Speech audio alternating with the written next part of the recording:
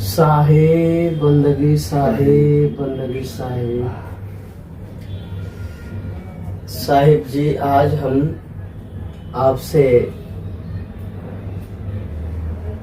एक चर्चा करना चाहते हैं। आप हमें सही सही तरीके से पारक सिद्धांत के नियम व विचारधारा हमें परखाएं, जिससे हमारे समाज में नाना प्रकार की भ्रांतियां हैं, उन भ्रांतियों को अलग किया जाए और सदगुरु संत सम्राट कबीर साहब का जो मार्ग है उसे सही सही तरीके से हमारी समाज अपने जीवन में लागू कर सके।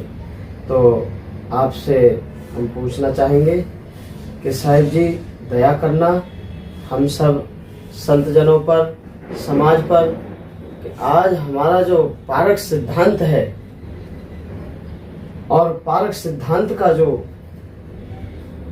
मार्ग है उससे लोग अलग क्यों हो रहे हैं, इस पे हमें थोड़ा सा विचार बताएं।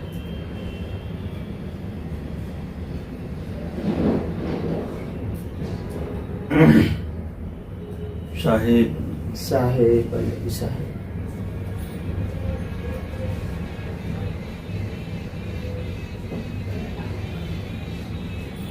पारक सिद्धांत विवेकवादी महापुरुषों का सिद्धांत है। जी साहब। यहाँ किसी बात को बिना विवेक की कसौटी पर कसे नहीं माना जाता है। किसी ग्रंथ में लिखी है या किसी महापुरुषों ने कही है, जब तक वो विवेक की कसौटी पर सही से नहीं जांची जाती, परखी जाती, तब तक उसे नहीं माना जाता। पहले उसकी जानकारी की जाती। जी सर। तो जब जांचने में वो सही ठहरती है तभी उसको पारक सिद्धांत के संत महापुरुष श्रेय देते हैं। संसार में दो परंपराएं हैं, विश्वास की परंपरा और एक विवेक की परंपरा। विवेक की परंपरा वाले लोग बहुत कम हैं, विश्वासवादी बहुत लोग हैं।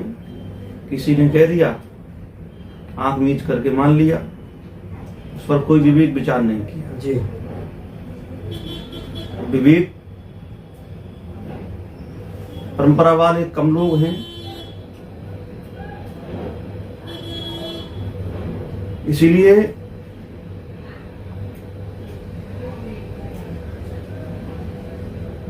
विवेक से जो मनुष्य काम लेता है वही कल्याण का अधिकारी होता है। जो विवेक से काम नहीं लेता है, केवल मान लिया तो वो धोखे में चला जाता है। इसीलिए संसार के लोग धोखे में जाते हैं, उनके अंदर विवेक नहीं, इसलिए पारक सिद्धांत को नहीं समझ पा रहे। आपने कहा पारक सिद्धांत को क्यों नहीं मान रहे लोग, क्यों नहीं? तो जब उनके अंदर विवेक होगा सभी तो पारक सिद्धांत को समझेंगे। अपने विवेक को जगाएं और समझें, परखें कि हमारे कल्याण के लिए सही निर्णय की बात कौन कहता है, उस बात को हम अपने जीवन में उतारें। ऐसा हम नहीं करते, आंख मीच करके मान लेते हैं। किसी ने कह दिया है, किसी किताब में लिखा है, तो मान्यता में फंस गए, विश्वास की परंपरा में फंस गए। विश्वास उसी चीज पर किया जाए जो विवेक से सत्य ठहरे। सही बात। जो विवेक से सत्य नहीं ठहरती है तो उस पर विश्वास करने से धोखा होता है। जी। पारक सिद्धांत दो चीजों को मानता है, जड़ और चेतन को। जी। दो पदार्थ हैं संसार में जिससे संसार की प्रक्रिया चल रही है। दोनों का यथार्थ ज्ञान होना आवश्यक है। एक थोड़ा सा समझ लूंगा, वो बात अपनी वही रखना है। पारक सिद्धांत जो है वो क्या गीता, वेद, पुराण, भागवत, 4 वेद, 6 शास्त्र, 18 9 व्याकरण में से भी क्या वो पारक सिद्धांत है इनसे खड़ा हुआ है या इनसे अलग बात कहती हैं? इस पे थोड़ा सा 2 शब्द कहें। पारक सिद्धांत गीता, रामायण, वेद, शास्त्र आदि काव्य हैं। उनमें जो सार बात है, विवेक से जो सत्य की कसौटी पर जो सही ठहरती है उसको मानता है, सब बातों को नहीं मानता।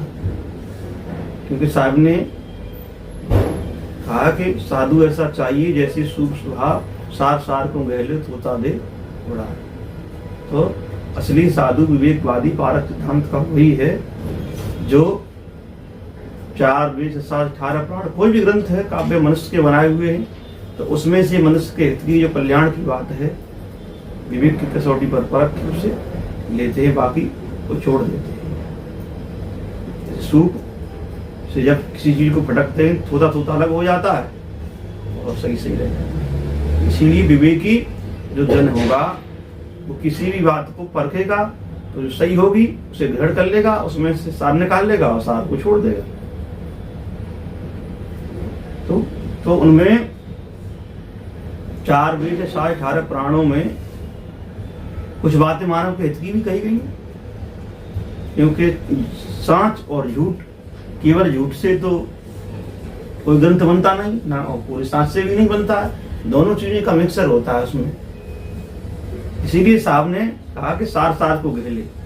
यदि सार सार 2 बार कहा ना, सार सार सार यानी व्यवहार में भी सार और अपने कल्याण में भी सार, अध्यात्म में भी सार छांटे।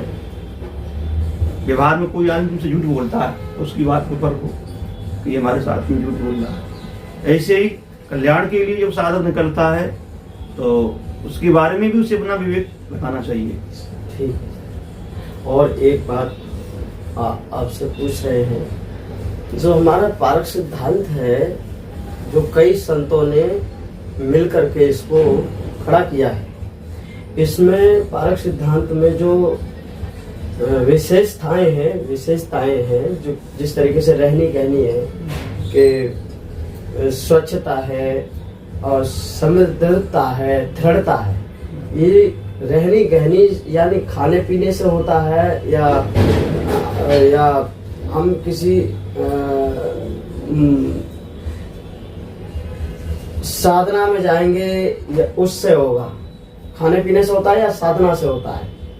इसमें बल जो पड़ता है पारक सिद्धांत का, खाने पीने से बढ़ता है या साधना से बढ़ता है? देखिए, खान पान की भी मर्यादाएं होती है। सात्विक पदार्थ शांति के लिए आवश्यक है। सात्विक पदार्थ नहीं लेंगे तो मन वाणी हमारी गंदी होगी, जीवन गंदा होगा। इसीलिए सात्विक पदार्थों की अपनी महत्वता होती है। मादक पदार्थ यदि मनुष्य ग्रहण करता है तो उसी प्रकार की उसका आचरण वाणी होगी, वैसा कर्म होगा उसका। इसीलिए साधक को भी शुद्ध खान पान की शिक्षा दी गई है उसमें, क्योंकि शुद्ध खान पान से ही शुद्ध जीवन बनता है। इसीलिए पहली बात तो खानी बानी की गई है। खानी जाल मोटा जाल मोटी माया, बाड़ी जाल झीना जाल झीनी माया। खानी जाल में सतगुरु कहते हैं, भमर जाल बक जाल है बूढ़े बहुत अच्छे, कहें कबीर ते बाँचे जाके हृदय। भमर जाल और बक जाल 2 जाल है। भमर जाल मनुष्य को नीचे को ले जाता है और बक जाल होता है वो ऊपर को ले जाता है। जैसे हवा का बवंडर होता है ना तो ऊपर उड़ा के ले जाता है, और पानी का भमर जाल होता है वो मनुष्य को नीचे को ले जाता है।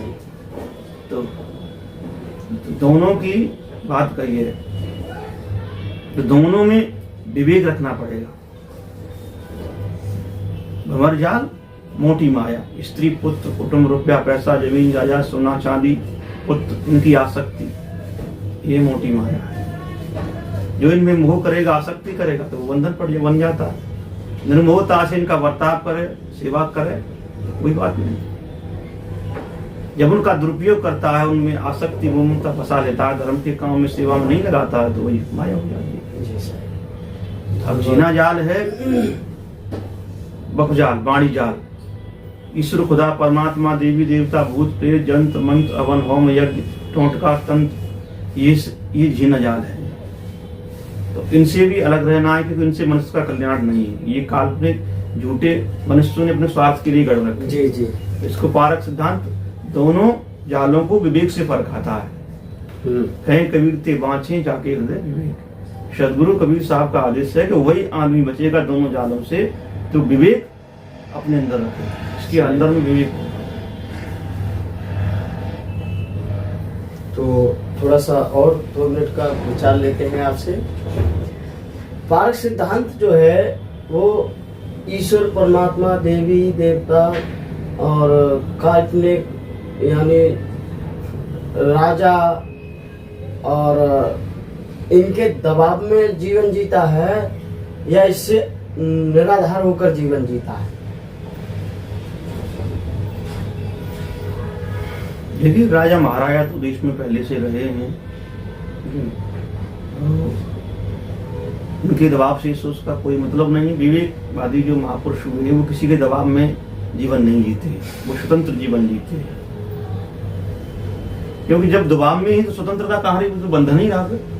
इसीलिए वो किसी के दबाव में न रहकर के स्वयं के विवेक से जीवन जीते हैं।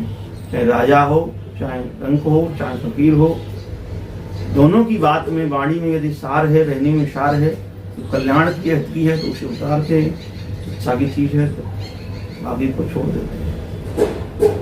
विवेक से जीवन जीते हैं। आज के लिए इतना ही काफी।